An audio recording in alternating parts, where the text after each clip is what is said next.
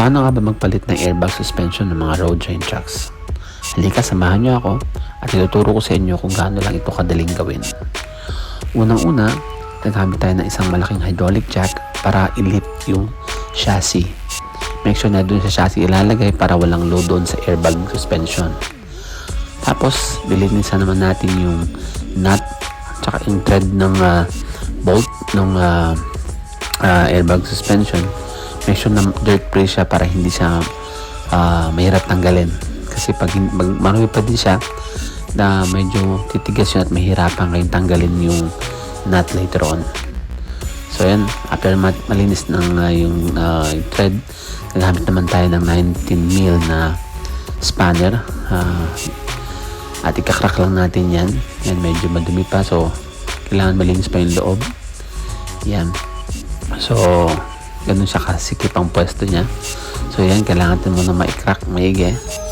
So after natin makrak, once na makrak na yan siya, gagamit naman tayo ng isang stubby na 19mm ratchet. Sa pamamagitan to, mas papadali yung pagtanggal natin ng nut. Kasi hindi na tayo magtanggal kabit. So ratchet naman siya. So mas mabilis matanggal yung nut. And then later on, yung ilalim naman, mayroong dalawang bolt yun sa magkabilang side.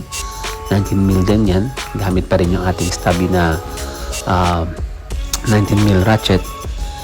And luluwagan natin yun. Alisin natin yung dalawang bolt. Sa ilalim yan sa may J-arm nakalagay. So pagkatanggal na natin yan, pupunta naman tayo sa taas, sa kabilang side, sa inner sa inner side ng airbag, sa loob ng chassis.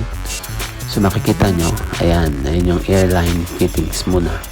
So yung una dyan, yung airline na yan ay galing doon sa unang airbag o sa front airbag niya, sa axle number 1. And then yung isang linya is papunta naman sa axle number 3. Axle number 2 nga pala yung tinatanggal natin, guys. Papalitan natin ng bagong airbag. So kakrak lang natin yan, tatanggalin natin, gamitin natin yung 916 na Imperial. Yan, pati rin yung kabila. Kung natanggal na, linisan naman natin yung thread ulit at gamit yung 27mm. Ayan yung isang keeper ng airbag, sa siyang 27mm.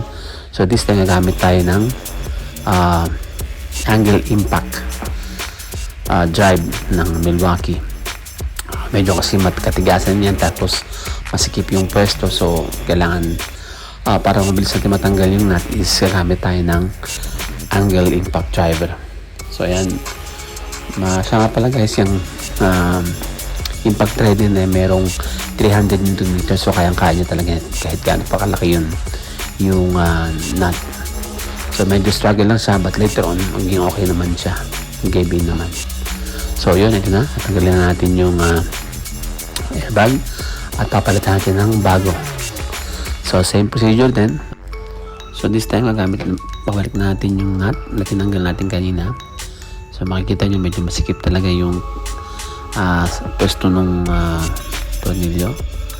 So ayan, at yan na, ipapasok natin yung nut na 27mm.